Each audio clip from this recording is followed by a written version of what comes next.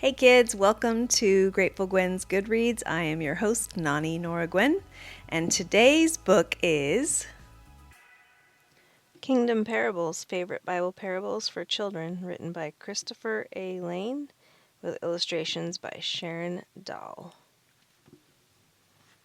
Cornelius, T. Mouse, and Sons, the Prodigal Son, Luke 15:11 through 32.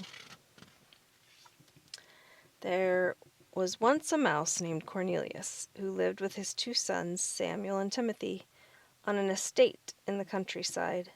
Cornelius was a very prosperous mouse who owned a thriving apple orchard and operated a cheese works where cheese was made. He and his sons lived in a large home atop a grass-covered hill overlooking the estate. Their house had many rooms, but Cornelius's favorite was the library. Many an evening would find Cornelius seated in the library reading away the hours. While Cornelius was quite proud of his estate, his orchard, and his cheese works, he was most proud of his sons, Samuel and Timothy.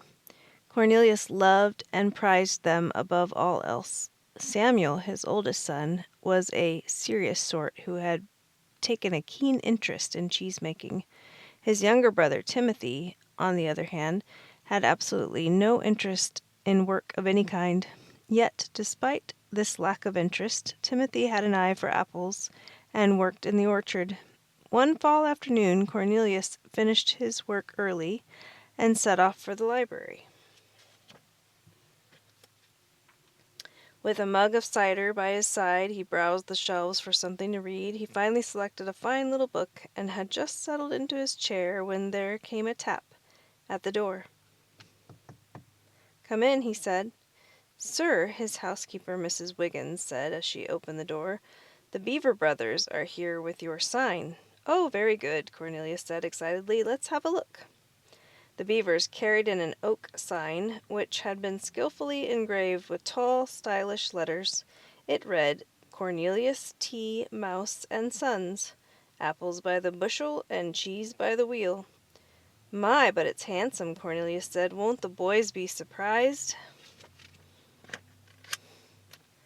That evening, after supper, Cornelius brought a cloth-covered stand into the dining room. "Sons, I'm pleased to announce the formation of a new company," he said, pulling the cloth from the sign. "Cornelius T. Mouse and Sons."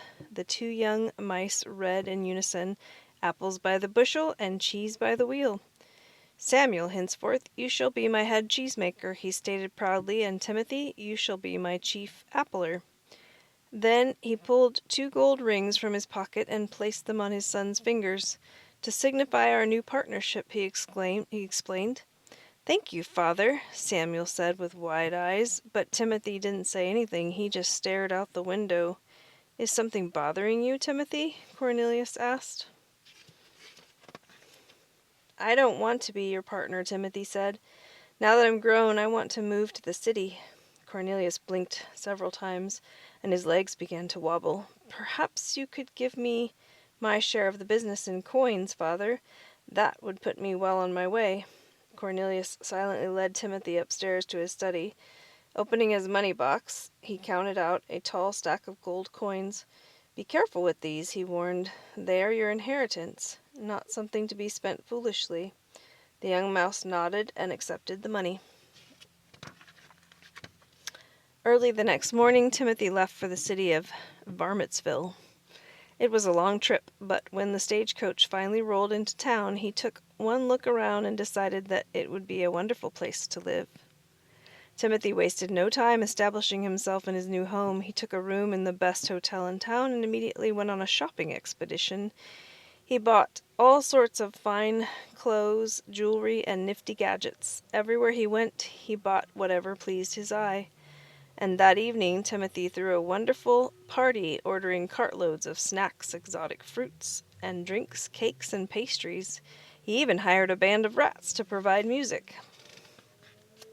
Back at the estate, Cornelius was very worried about Timothy, and as the days passed, he found it difficult to keep his mind on his work. During the daylight hours, he would often walk to the main road and look to see if his son was returning. Many an evening he would skip his supper and head straight to bed, but try as he might, he could not get to sleep. Meanwhile, Timothy continued shopping and throwing wild parties until one morning he found that he had spent his entire fortune in a few short weeks. In order to pay his bills, he had to return the things he had bought, and was even forced to give up his gold ring, the one his father had given him. He was tossed out of his hotel and wandered aimlessly from street to street until he happened upon one of his city friends. Timothy, his friend, said, "Boy, am I ever glad to see you. I've really been down on my luck. Could you spare some change?" Of course, Timothy couldn't help him, and when his other friends heard that he would no longer be throwing nightly parties, they deserted him. He was left poor and all alone on the streets of Varmitsville. That very day, Cornelius had been sitting at his desk trying to do his work, yet he could not keep his mind on his business. "You're worried about that young mouse of yours, aren't you?" Mrs. Wiggins asked as she brought him a tray of snacks. Cornelius nodded. "If I might offer a suggestion, sir," she said, "perhaps you could take your carriage out for a ride." "I have work to do," Cornelius said flatly, "and I'm in no mood for a ride." "Even if the drive were in the direction of, say, Varmitsville?" "A sterling idea, Mrs. Wiggins!" Cornelius cried. Minutes later, Cornelius had hooked up his horse and was flying down the road. Back in Varmitsville, Timothy was getting hungrier and hungrier. Just when he was about to give up hope, he noticed a sign which read, "Help Wanted." He asked about it and was given a job serving tables in an eatery. The restaurant was called the Slop Shop, and Timothy soon discovered why. The customers were pigs. His job was to carry large platters piled high with slop out to the porky patrons. As Timothy served the hungry hogs day after day, he came to a decision. "I would quite prefer my old life in the country to this," he said. "I wonder if my father would take me back as an apprentice apple tender. I do believe it's worth finding out." So when the pigs were busy gulping down slop, Timothy made his apologies to the owner and left. Cornelius was nearing Varmitsville when he decided to stop for lunch. Spreading out a blanket, he sat down on the crest of a hill to nibble on some cheese. While he was munching, he spotted something down the road. He soon realized that the something was a someone, a small animal walking toward him. Could it be? Cornelius wondered. "It is!" he shouted, running down the hill. "Timothy, my son!" Timothy's stomach was growling and his feet were weary from walking, but as he looked up and saw an animal running toward him, flailing its arms, he forgot about how tired and hungry he was. Could it be? He wondered. "It is!" he shouted. "Father!" And he scurried up the hill to meet him. Moments later, the two mice were hugging and exchanging kisses. "Father, I'm so sorry," Timothy blubbered. "I lost my inheritance. I even lost your ring." He hung his head. "I'm not worthy to be your son, but might I return as an apprentice apple tender?" Cornelius lifted Timothy's head with his paw. "You will always be my son, and any son of mine deserves nothing less than a full partnership." Timothy's eyes widened in amazement. "About that ring," Cornelius said, pulling the gold band from his own finger. "Here, take mine." Cornelius and Timothy raced home in the carriage. When they arrived at the estate, Cornelius ordered Mrs. Wiggins to prepare an extra special supper and invite all of the neighbors to celebrate Timothy's homecoming.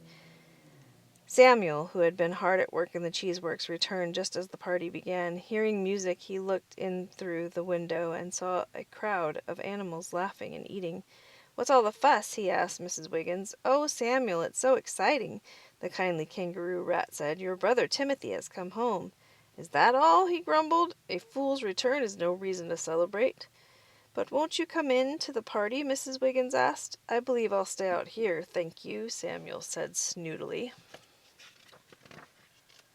Cornelius soon came out to talk with Samuel. "Why won't you rejoice with us?" Cornelius asked him.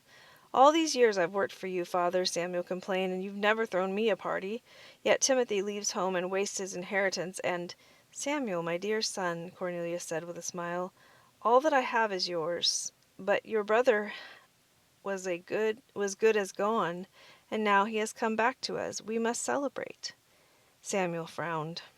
He understood, but he didn't think it was fair. Though he wasn't happy about it, he followed his father inside and shook hands with Timothy. The next day, after the party was over, Cornelius called Samuel and Timothy into his study. Now he said with a smile, "Let the three of us work together to make Cornelius T. Mouse and Sons a success." And in the following days they did just that. You can read a story like this in the Bible. Jesus told it in Luke chapter 15, verses 11 through 32. There was a man who had 2 sons. The younger one said to his father, "Father, give me my share of the estate." So he divided his property between them. Not long after that, the younger son got together all he had, set off for a distant country, and there squandered his wealth in wild living. After he had spent everything, there was a severe famine in that whole country, and he began to be in need. So he went and hired himself out to a citizen of that country, who sent him to his fields to feed pigs. He longed to fill his stomach with the pods that the pigs were eating, but no one gave him anything. When he came to his senses, he said, "How many of my father's hired men have food to spare, and here I am starving to death? I will set out and go back to my father and say to him, 'Father, I have sinned against heaven and against you. I am no longer worthy to be called your son. Make me like one of your hired men.' So he got up and went to his father. But while he was still a long way off, his father saw him and was filled with compassion for him. He ran to his son, threw his arms around him, and kissed him. The son said to him, 'Father, I have sinned against heaven and against you. I am no longer worthy to be called your son.' But the father said to his servants, 'Quick, bring the best robe and put it on him. Put a ring on his finger and sandals on his feet. Bring the fattened calf and kill it. Let's have a feast and celebrate. For this son of mine was dead and is alive again.